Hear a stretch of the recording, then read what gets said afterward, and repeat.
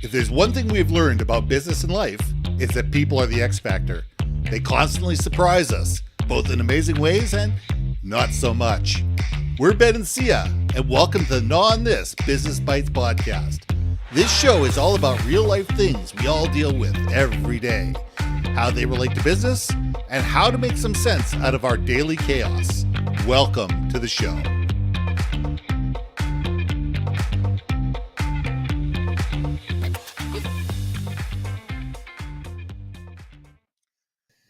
And welcome back to another episode of Non This Business Bites. I'm Ben, and this is Sia.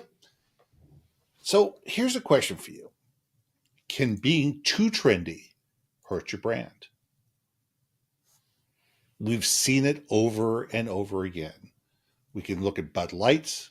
We can look at a whole bunch of other things. Jaguar, late last year, created that ad that had no car in it whatsoever, and people in these weird futuristic, clothing, and it was just bizarre.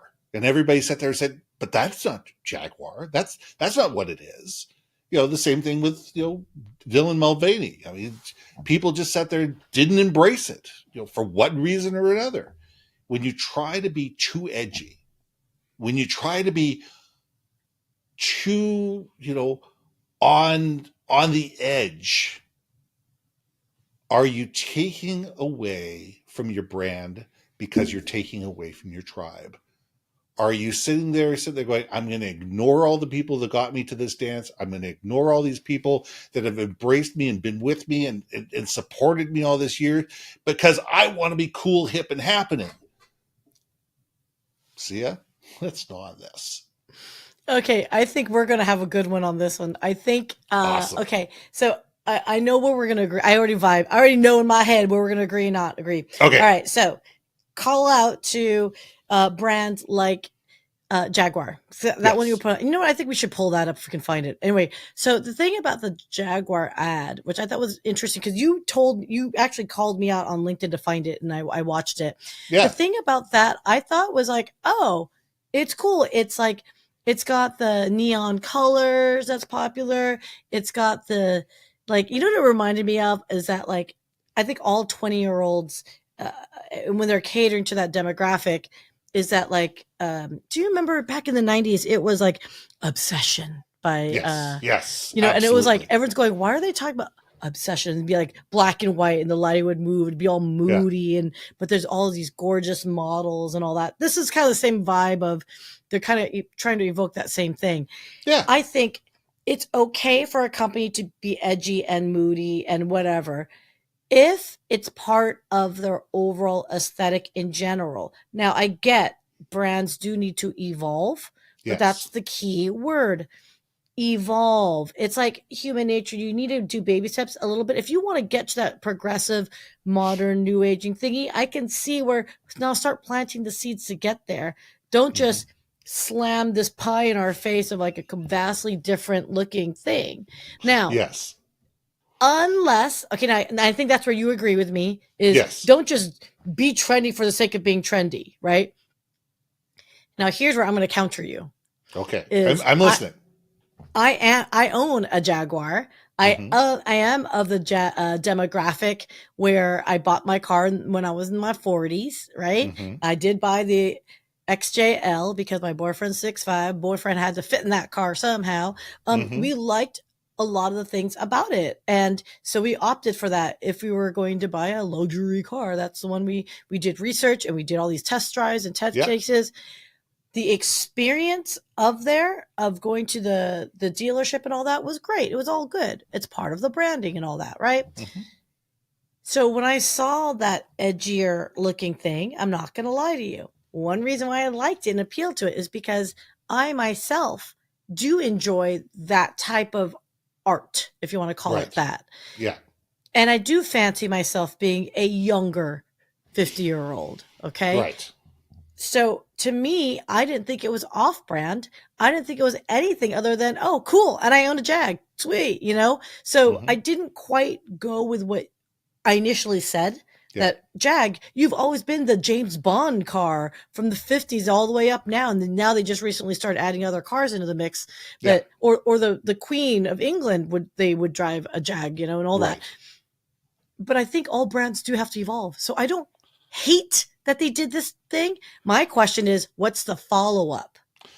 And that's exactly where I went with my LinkedIn post, and hopefully I can go back and find a LinkedIn post and we can place it up. Who knows? But my thought process when I saw it, because it's one of these ads, it's nouveau, it's edgy, it's hip, it's happening, it's the color is blah blah blah blah blah, but it has nothing to do traditionally with how I view a Jaguar. I view a Jaguar as the old stodgy car that that everybody drives, but Jaguar has been evolving and has been changing. They have been. Now, what they're doing is they're sitting there going, okay, we need to evoke emotions for the brand new generation, for our next generation of Jaguar owners. So I'm with you. It's this ad basically put a line in the sand and said, okay, pay attention to me. This is I'm gonna evoke something else. It's the 1984 Apple ad, and this is not in the same dramatic style. It's not Emmy winning ad. It's not something that you're going to think about 30 years from now. Okay, it's certainly not one of those, but it's an ad that basically got people to think differently. It was edgy, it was innovative, and it never showed the product. Okay, that's what this ad was. So it was more shock value. And I am curious over the next 3, 6 months, 12 months, 24 months, how Jaguar will capitalize on all those eyeballs, because everybody's talking about it worldwide.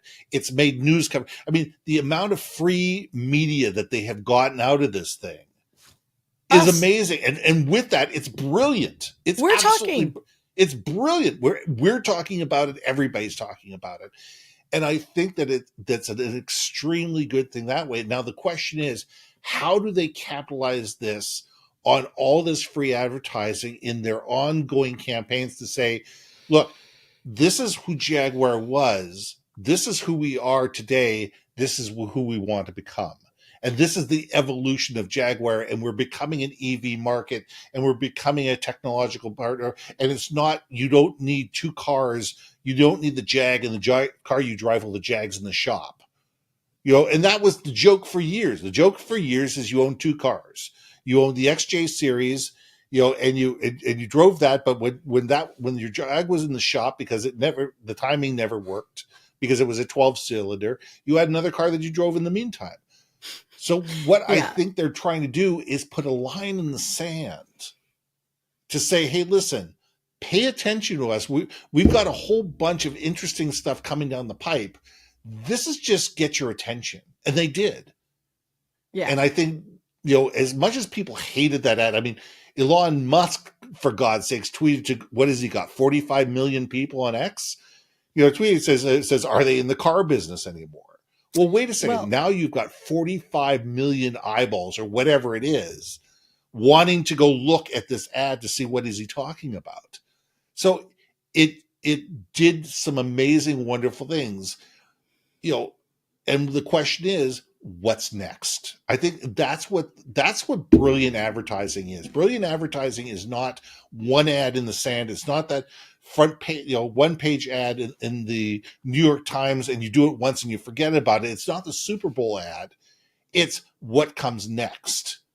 And I think that when any company is building out a campaign strategy, when they're building out a brand strategy, when they're evolving their brand, they need to sit there and say, how do we get people's attention? And then how do we keep it?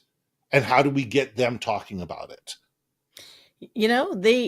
It's an interesting route they decided to take. It reminds me, since we're talking about cars, Oldsmobile, right? Yes. They got Matthew McConaughey to freaking make Oldsmobile cool. In fact, I have a girlfriend who bought it.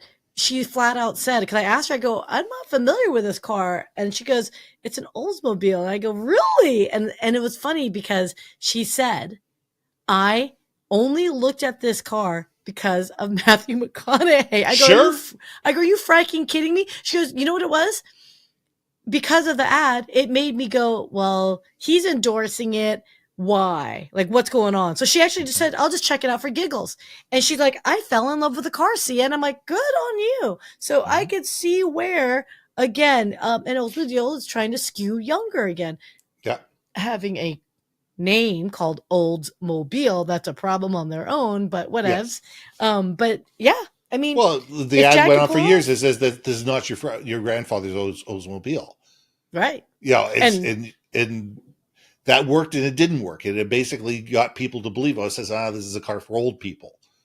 Yeah. And I think that when you could, and by having Matthew McConaughey be the spokesman for it, all of a sudden, all those people that love Matthew McConaughey and think that he's young and hip and cool and, and innovative and stuff like that, like your girlfriend sat there and said, okay, let's go take a look at this. Yeah. And then I think it's great. Wait a second, this is a good car. I like I said, man, I liked it. Like, again, as a Jag owner, and now granted, the Jag I have is Tata, not the old school. So absolutely, you have a new innovative, cool Jag. We got the Indian owned. The Indians they're not messing around. But that being said, I think whatever messages that your brand or your I guess I'll just say brand, whatever it is that your brand wants to push out. I think if your company has a reputation of being innovative anyway, I think taking risks with ads is par for the course. It's expected. Now, it could also be the same level as you said, the shock value. Okay, Jag's like, we're going it. We're going to go, you know what? We're going to go to the wall with something that's out of nowhere, left field, and let's see if we can get some traction. And at the same time, maybe this is the beginning of them saying, we're not your everyday Jag, right? Like this is maybe the newer thing that they're pushing towards, Or maybe they realize that the older generation is not buying Jags anymore. They're buying Cadillacs. They're buying whatever they're buying, but they're not buying the Jags anymore. So therefore, their traditional audience, their tribe, has abandoned them. And therefore, they're sitting there going, okay, we don't have to worry about abandoning our tribe because they've already abandoned us.